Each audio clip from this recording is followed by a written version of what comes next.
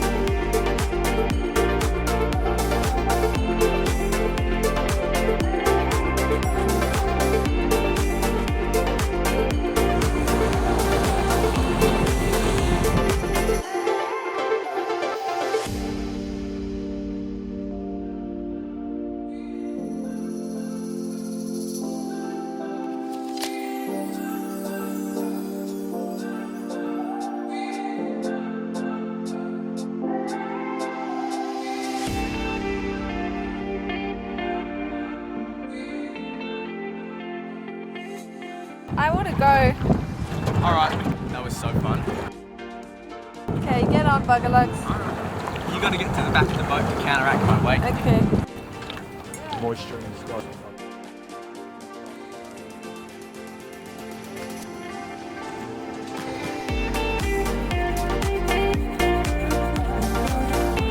Wow, things really are big.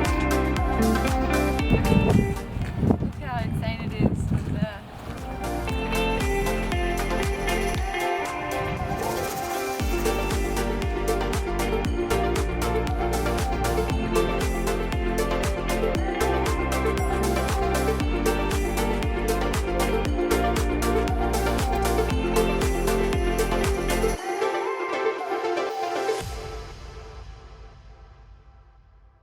The day has come that we check if the drone is stuffed or not.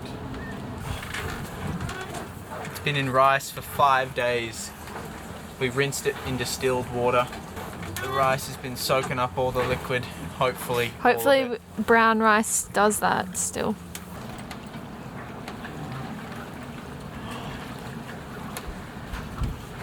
Oh my god! Oh my god, it turned on! Wow. Haha, look at our optimism. We thought the drone was fine. No, we were very wrong. The drone is broken and we still don't have a drone. When I ripped out the battery, it was still on. It still had lights. Yeah, wow. Okay, so it's turned on, but who knows how long it's gonna last.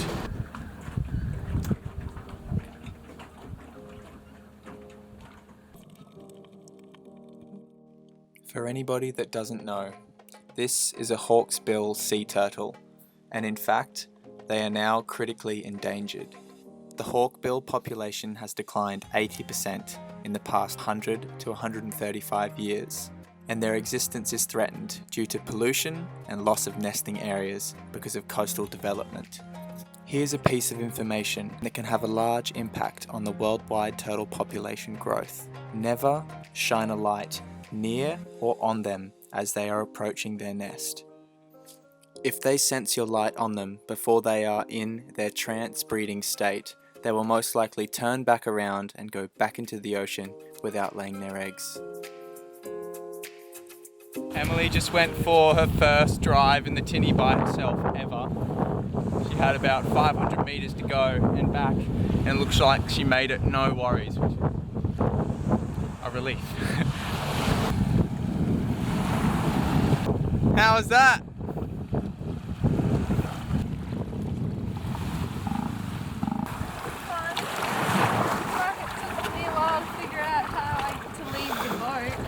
Yeah. I didn't want to like detach from it.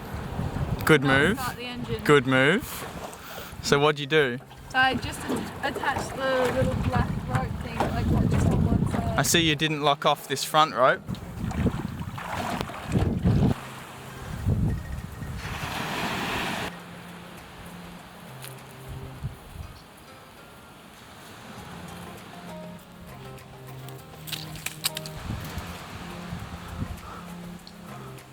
Go for it. Here we go. We'd ran into a local who had been here for 22 years, and he told us about this net that he created, and he said that he has had 6 people in it before, so we knew it was safe. Trust the net!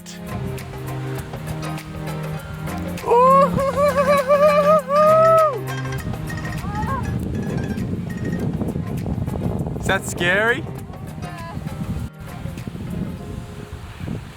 You coming up, Bugger Lugs? Coming up. Do you reckon they're just gonna hold 2 people? We'll find out. Maybe just wait, don't put all of our weight in the middle. We'll be right. Oh babe, no, get over there. Oh wow, that looks cool.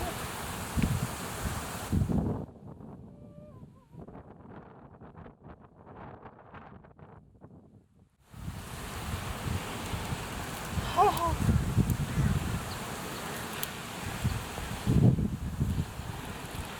Well, this is quite nice. So we're sitting in a net Hopefully it's a recycled net. in I reckon it is. nearly gale-force winds. What are we? 5 meters above the ground? Yeah, about that. There's Pearl out there. At least if we fell, we probably wouldn't kill ourselves. Probably just really hurt.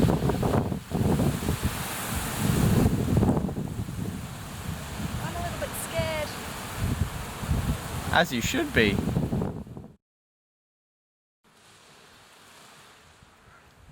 What's Bugger Lugs doing? Wow.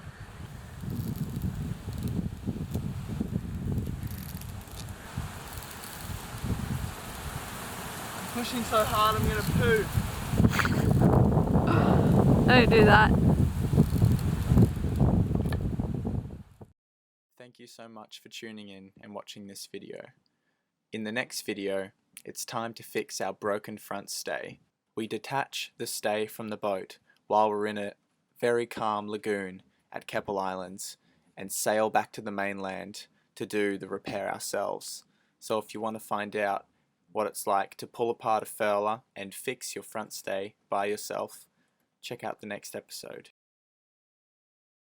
And as always, if you haven't already, hit that subscribe button. We'd love to have you in the crew.